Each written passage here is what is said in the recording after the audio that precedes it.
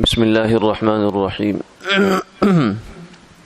عن عمر بن الخطاب رضي الله تعالى عنه قال قال رسول الله صلى الله عليه وسلم إنما الأعمال بالنيات وإنما لامرئ ما نوى فمن كانت هجرته إلى الله ورسوله فهجرته إلى الله ورسوله ومن كانت هجرته إلى دنيا يصيبها أو امرأة ينكحها فهجرته إلى ما هاجر إليه أو كما قال عليه الصلاة والسلام.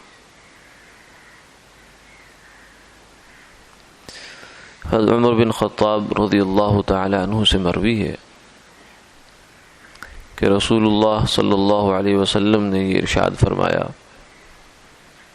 کہ اعمال کا دار و مدار نیت پر ہے، اور آدمی کو وہی کچھ ملتا ہے جس کی وہ نیت کرتا ہے. جس آدمی کی ہجرت اللہ اور اللہ کے رسول کی جانب ہو تو اس کی ہجرت اللہ اور اللہ کے رسول کی جانب ہے، اور جس آدمی کی ہجرت اس لیے ہو کہ وہ دنیا کا کوئی مال حاصل کرے گا یا کسی عورت سے نکاح کرے گا تو اس کی ہجرت اسی جانب ہے جو اس نے نیت کی.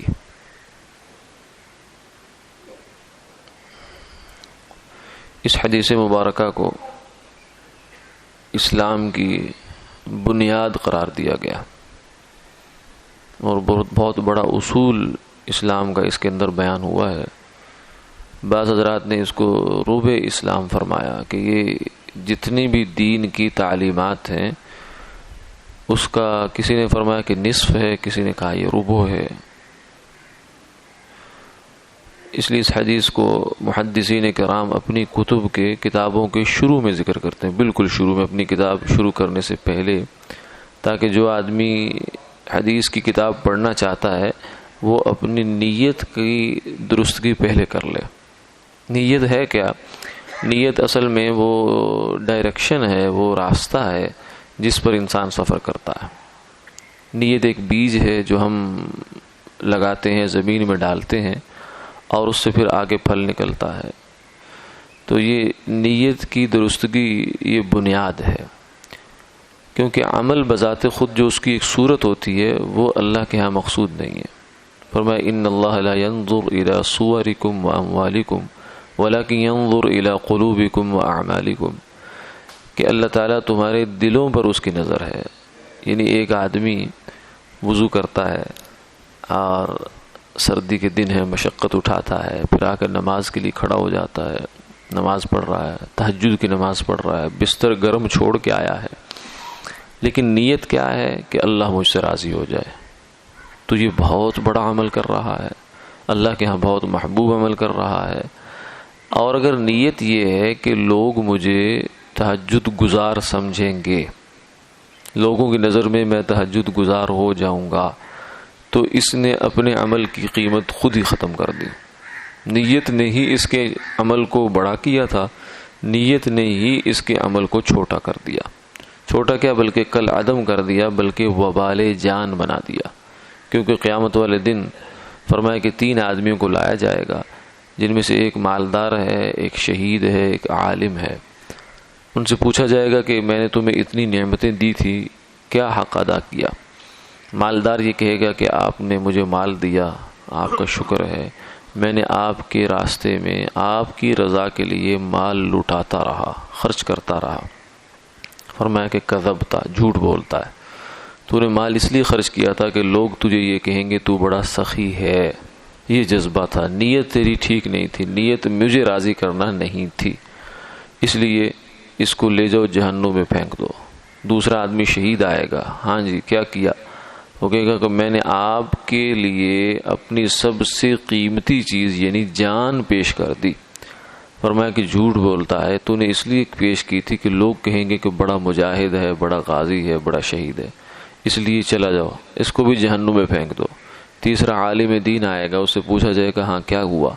تو کہے گا کہ میں نے آپ کے لیے علم حاصل کیا، آپ کی خاطر اس کو پھیلاتا رہا، لوگوں میں بیان کرتا رہا، لکھتا رہا، کچھ بیان کرتا رہا، دعوت دیتا رہا، تو فرمایا جائے گا کذب تھا، جھوٹ بولتا ہے، اس کو بھی لے جاؤ، کیونکہ یہ اس لیے پڑھا تھا، اس نے اس لیے یہ آ کے کام کیے تھے، لیقال عالم، لوگ یہ کہیں گے بڑا عالم ہے، تو اس لیے میرے پاس اس عمل کا بدلہ ہے جو میرے لیے کیا گیا۔ تو اخلاص بھی نیت ہی ہے، تصحیح نیت بھی یہی ہے۔ تو نیت بنیاد ہے اعمال کی، اس کی وجہ سے فرمایا کہ عمل بذات خود نہ چھوٹا ہے نہ بڑا ہے، حسن نیت، اچھی نیت ایک عمل کو بڑے سے بڑا کر دیتی ہے، اور بری نیت ایک بڑے سے بڑے عمل کو بھی چھوٹا کر دیتی ہے۔ یعنی ایک آدمی کروڑوں روپیہ خرچ کرتا ہے، لیکن نیت کیا ہے کہ لوگ کہیں گے بڑا سخی ہے، نیت کیا ہے کہ میں لوگوں کے ٹیکس سے بچ جاؤں گا، تو اس کا ایک پھوٹی کوڑی بھی اس کو ثواب نہیں ملے گا، بلکہ اس کو جو ہے قیامت والے دن اس کو دھر لیا جائے گا۔ اور اگر ایک آدمی 1 روپیہ خرچ کرتا ہے بیچارہ چھپا کر کہ لوگ کیا کہیں گے، بھائی اتنا تھوڑا پیسہ خرچ کر رہا ہوں، اور کسی مسجد کے غلے میں، کسی چندے میں ڈال دیتا ہے، کسی غریب کو دے دیتا ہے، تو یہ 1 روپیہ اللہ کے ہاں اس کے کروڑوں اربوں کھربوں سے زیادہ ہے، کیونکہ اس میں نیت اچھی ہے۔ تو اس لیے اپنی نیتوں کے جو فیصلے ہیں، سودے ہیں، وہ انسان کو کھوٹے نہیں کرنے چاہیے۔ نیت ہمارا راستہ ہوتی ہے، نیت ہماری منزل ہوتی ہے، نیت ہی جو ہے، اگر منزل انسان راستہ غلط ہو جائے تو وہ کبھی بھی منزل پر نہیں پہنچ سکتا۔ اس لیے نیت ہمارا راستہ ہے کہ کوئی بھی عمل ہم کر رہے ہیں اس میں نیت کریں۔ نیت وہ چیز ہے جو ہمارے مباح کاموں کو بھی ثواب کا باعث بنا دیتی ہے۔